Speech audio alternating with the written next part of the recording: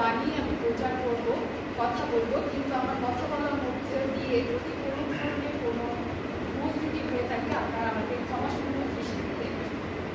তো আজকে যে বাণী, প্রথম বাণী, সেটা হচ্ছে যে ক্ষমার বাণী। আমি একটু আগে সেই লুকলিখিত সুসমাচারে 23 অধ্যায় 33 থেকে 38 পদে এখানে পাঠ করা হয়েছে এবং এখানে লেখা আছে যে এদের তুমি ক্ষমা করো, কারণ এরা কি করিতেছে তা জানে না। আসলে আজকের দিনটি আমাদের জীবনে খুবই গুরুত্বপূর্ণ একটি দিন, কারণ আজকে আমরা জানি যে পূর্ণ শুক্রবার, যে দিনটিকে বলা হয় গুড ফ্রাইডে। অর্থাৎ আমরা সারা বছর তেমনভাবে উপাসনায় না আসতে পারলেও আমরা চেষ্টা করি গুড ফ্রাইডেতে যেন আমরা ঈশ্বরের সেই 7টি যিশুর যে 7টি বাণী রয়েছে সেই বাণীগুলো আমরা শুনতে চাই এবং ঈশ্বরের আশীর্বাদ লাভ করতে চাই। তো আমরা এখানে উপস্থিত হয়েছি, আশা করি আমরা খুব মনোযোগ সহকারে আমরা এই বাণী শুনবো এবং ঈশ্বরের আশীর্বাদ লাভ করব। তো আজকে যিশু জানতেন যে তাকে ক্রুশে মৃত্যুবরণ করতে হবে এবং তাকে ক্রুশে বলিদান করতে হবে এবং তার রক্তের বিনিময়ে আমরা আজকে পাপ থেকে উদ্ধার পাবো বা মুক্তি পাবো।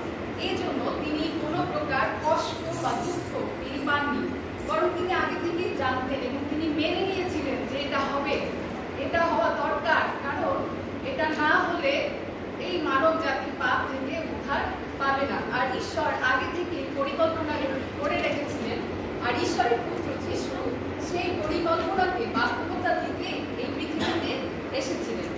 আমরা যিশার পুস্তক 7 অধ্যায় 14 পদে দেখতে পাই যে সেখানে লেখা আছে, কাজেই প্রভু নিজেই তোমাদের কাছে একটা চিহ্ন দেখাবেন, তা হলো একজন কুমারী মেয়ে গর্ভবতী হবে, তার একটি ছেলে হবে এবং তার নাম রাখা হবে ইম্মানুয়েল। অর্থাৎ যিশু আমাদের ইম্মানুয়েল অর্থাৎ আমাদের শহীদ ঈশ্বর।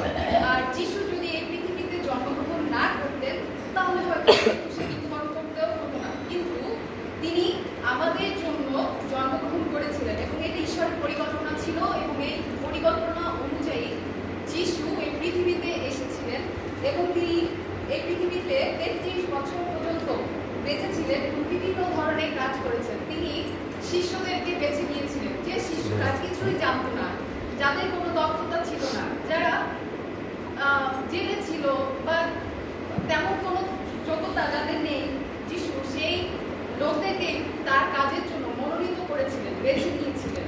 আর যিশুর সঙ্গে তারা বিভিন্ন গ্রামে গ্রামে যেতেন, গিয়ে সেই যিশুর বাণী, ঈশ্বরের বাণী প্রচার করতেন, যেন তারা ঈশ্বরকে চিনতে পারে, যেন তারা মনে বিশ্বাস করতে পারে, যেন তারা পরিত্রাণ লাভ করতে পারে। আর যিশু কি করেছিলেন, যখন শিশুদেরকে নিয়ে বিভিন্ন জায়গায় কাজ করেছিলেন, অনেক লোক তাকে বিশ্বাস করেছিল, অনেক লোক যিশুকে ভালোবেসেছিল, অনেক লোক পিছনে যিশুর নামে অনেক সমালোচনা করতেন এবং তাকে কখনো তার সম্মানটুকু দিতেন না, কারণ তিনি ওই গ্রামে ছিলেন। তো আসলে আমাদের জীবনে আমরা দেখি যে যিশু সবকিছু জানা সত্ত্বেও